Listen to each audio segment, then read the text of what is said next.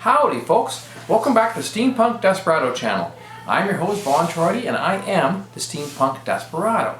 Today we have a very special guest, David Endres. He's a video game enthusiast and he's going to talk about the amazing game called Bioshock Infinite. Now our topic isn't going to be so much the game itself but the art of the game, which is heavily influenced by the steampunk style. David, can you tell us a little bit about the game? So Bioshock Infinite was released in March 2013. I started to play it shortly afterwards. I talked to Vaughn about Steampunk Desperado about the game, and I felt that it was perfect for his love of the steampunk universe. Like he said, it's a first-person shooter, but don't let that scare you away. The artwork is beautiful, and I think it's perfect for this community. Cool, very interesting. So how do you rate this game relative to other games you've played? So I cannot compliment this game enough. This is an amazing game. Whether you're a veteran in playing video games or whether you're a newbie and never played a video game before, this is a perfect video game to start with. I think the artwork is stunning. I really truly recommend this game to anybody from any walks of life, and obviously it is perfect for the steampunk community just based on the artwork and the art style. So you say it's like for a more mature audience? Absolutely. Unfortunately, this game is not really designed for children. There is a lot of violence and a lot of adult situations. It's very intense throughout the game. The storyline is very upsetting to most whoever might play it. Unfortunately, it is for a mature audience, but I think that adds a little bit of a spice and maybe some taboo subjects that maybe someone who's looking for those kinds of that style of writing and storytelling. So can you tell us a little bit about the storyline behind this game? So the storyline is about a young man, a private investigator named Booker DeWitt, who is hired to travel to a city called Columbia to look for a young woman named Elizabeth. He's actually hired by a twin brother and sister who go by the Lutece twins. So as he gets to the city, he finds the city of Columbia at first is very welcoming, very beautiful. The architecture, it's very warm, very wholesome. But as he furthers his investigation to track down Elizabeth and bring her home, he finds that this place is corrupt and evil and violent and not what it appears to be on the surface of it. So do you have like any kind of references for this game? Yes, the book obviously is something that I purchased after playing the video game. I did a little bit of research online. I wanted to find as much as I could from this video game. Just because everything about it is amazing. The storytelling, the directing, and of course the bottom line is the artwork and the design of characters and costumes and settings. And of course one of the things that I found was actually the book itself. Bioshock Infinite, the artwork, we'll try to pull it up in between us here, is the artwork. Is that Elizabeth there? That is Elizabeth. And that is actually Songbird, which is one of her bodyguards. And of course, the story is incredibly detailed and has so much depth that there's no way that we'd be able to cover this in one video. I definitely encourage anyone to go out and maybe rent this book or even buy the book or look it up online, look at the artwork, look at the storytelling. But this book is an incredible reference to see where they got all the imagination from and the overall look of the game, and it's amazing to see where it comes from. So you would always be playing as DeWitt, or are there Correct. So you play as one character, which is Booker DeWitt. You see the world through his eyes, so it's a first person. And as you're traversing through this, you start to meet characters, and Booker DeWitt actually evolves throughout the storytelling. So you see it through his eyes and you evolve and you learn and discover in the same way that Booker does. What would be your favorite character? So my favorite character was actually the Lutece twins, like we brought up earlier. They're actually the same person. To kind of give a little bit of a spoiler away, this game deals with a lot of multi-dimensionals. So the Lutece twins are actually the same person, but they're from different dimensions. One's boy, one's a girl, and they're called the Lutece twins because they're exactly the same person. And they're very snarky, they're very well-spoken, kind of borderline rude, but they're very funny, and they don't pull any punches. They say what they really mean, and they're very well dressed and they're very well spoken. And I think they're hilarious. They're amazing. What do you like about the setting? I mean, what's cool about it? So what struck me at first is like I spoke earlier about how you traverse through the terrain. When you first arrive in Colombia, it's a beautiful colonial style building. It's actually a city well lit, blue skies. It's everything that you can imagine. It's very heavenly. But as you go throughout the game, it becomes very industrial. As you start to dive deeper into the city itself, it becomes full of smog and dirt and corruption and blood. So it's a very seamless transition through the setting. But I would say that the very beginning is what attaches you and what grabs your attention is when you first arrive. When we first arrive in Colombia is the colonial setting, like I said, and of course these artists are incredibly talented. We'll try to hold up a little bit. I'll block myself out for a little bit. Amazing, yeah. So amazing, beautiful stuff.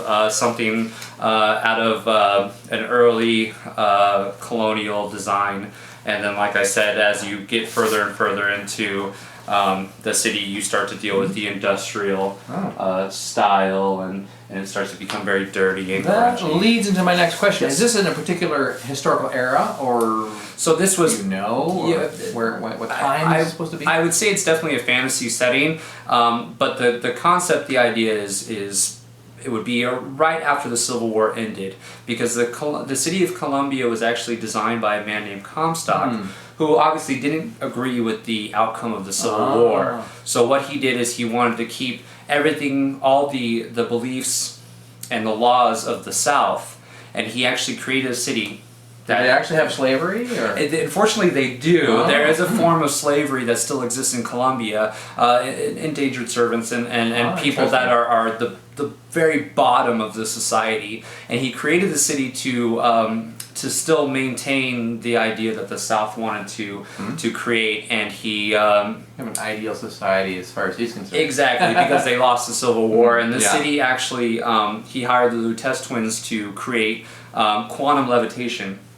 To create the city to float into the sky, so he could pretty much run this city the way that he felt it should be run. Like a mix of technologies here. Right, exactly. It's very scientific, but the city itself still is around the Civil War era, but it's being levitated by something very futuristic. So again, these two worlds meet, and that's where you get Colombia. Interesting. So how does the art affect the player's experience? Again, to go back to, it sucks you in when you first get there. You see this paradise, this beautiful city, but as you start to go further and further down the road, and you start meeting people and traveling down these roads to try to find Elizabeth, you start to realize that you're no longer safe, and that's where you go from being a guest to being welcomed and embraced to becoming an enemy of the city, and you end up having to hide in the slums and the industrial sections. And again, a very seamless transition. You may be playing the game when you first get to Colombia. A few hours later, you may be hiding in the nastiest part of the city, when just a few hours earlier you were at a bakery looking at apple pies. So it really flips the script on you and throws you into the worst parts of the game, where you have to fight for your life and fight for survival. Yeah. So what kind of steampunk elements are there in this? Everything, every absolute thing you could possibly think of, from the vehicles to the buildings to the people's the outfits, the even the weapons. I would have to say, again, to the mature content warning, the guns and the handheld weapons are probably the most creative, original concept ideas that I think I've ever seen for a video game, and they just so happen to pick steampunk as their one of their inspirations. In fact, one of my favorite things is a thing called the skyhook, which is used for transportation. So they have these suspended railroads, if you will. That's cool. So these rail tracks up in the sky, and they have a thing called the skyhook that they use for transportation. I'll show you a photo here. I'll try to just show the top of it. So it's actually something that you would hold in your hand, and it actually is a magnetic hook that attaches to these railroad tracks. And I can't think of any other thing, video game, movie, that has come anywhere close to that. And I think that is amazing. And I think that obviously it's creativity, you mean? It's originality, creativity. I think it's heavily inspired by the steampunk community, and they don't just think of these things. They go into the overall mechanics of how they work. I like the wooden boxes. Absolutely, Really they don't just draw something. They really want to know how is it going to function. They don't just imagine it to work. They want it to work. If they were to pull it out of the video game or off the page of the book, they want to see if it would actually work. And I think that's where this really leaps in the heads of other video games. Yeah. So I noticed I was paging through your book, and I noticed there was a lot of like automata. Excuse me. Yes. Right, and again, to go with the whole Civil War idea, Comstock, who actually runs Columbia, excuse me, has these automata, these steampunk robots. Sorry for the term.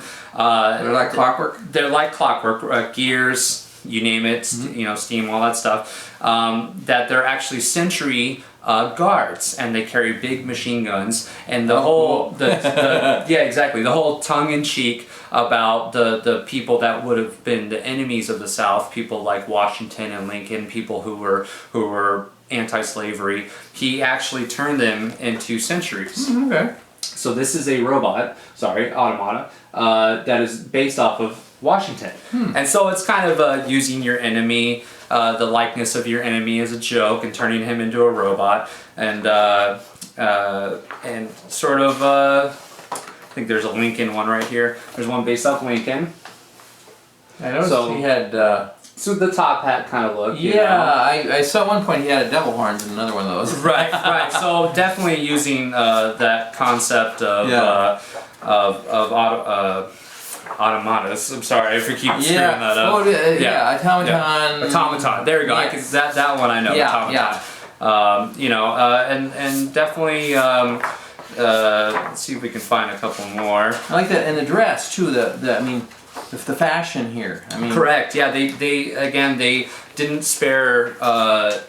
Mrs. Desperado really like this kind of stuff. Yeah. Right. They went all out with everything. So with the costume design, they didn't just drop a character and say this is what the person's going to look like. They drew up multiple versions, and they would whittle it down and try to find out exactly what this person was going to look like, how they would act. And that's where a big part of the costume design came into play, about trying to find the right look for people, even certain facial hair and haircuts, and how would this person look as they age. Very rugged. Very rugged. Yeah, that's our main character, really Booker. Good looks. So that's Booker DeWitt. So they definitely put a lot of time into the costume design as well. So what would you say, kind of to sum up?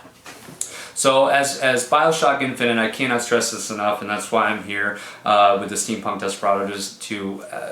I would not say this unless I absolutely meant it. Please go and look into this game. If you have the gaming console, if you're into video games, please go rent it, go buy it, go play it. Is it available on what It's on multiple platforms, so it's Xbox, PlayStation, PC, you name it, you can get it. If not, if video games are not your cup of tea, go look at the book, go Google the artwork, go look it up. If you have any if you've hit a brick wall, if you're designing cosplay, if you need ideas, if you need inspiration, please, the art director of this game is named Ken Levine, and he's done other stuff in the video game community.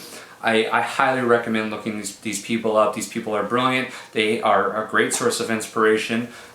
Even the gaming company, the developer, Irrational Games, who made Bioshock, and actually... Irrational Games. Irrational Games, yeah. Definitely look up all their work. They've done other games. They've done previous Bioshock games. This is actually the third Bioshock installment. Yeah, I was going to ask that, but I forgot. There's actually 1 and 2, but those are more of underwater. They're steampunk related, but this is probably the one that's definitely heavily influenced by steampunk. Yeah. But yeah, just to sum it up, look it up. I highly recommend it. So on a scale of 1 to 5, 5 being the best, how would you rate that?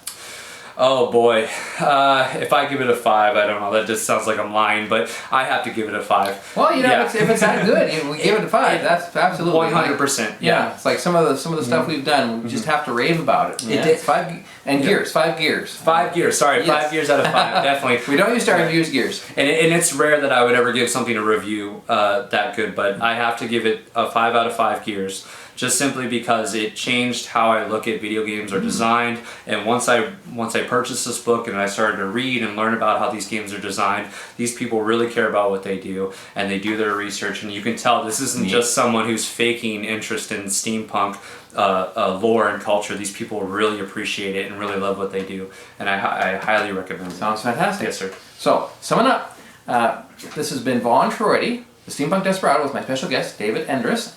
And thanks very much for joining us on the Steampunk Desperado channel. Please like and subscribe and give us any comments down below if you have any works you want us to consider, and even video games. This shows you how broad of a spectrum we will consider in this channel. So, this is Vaughn Troity saying adios amigos from the Steampunk Desperado channel, where the past meets the future and the present is extraordinary.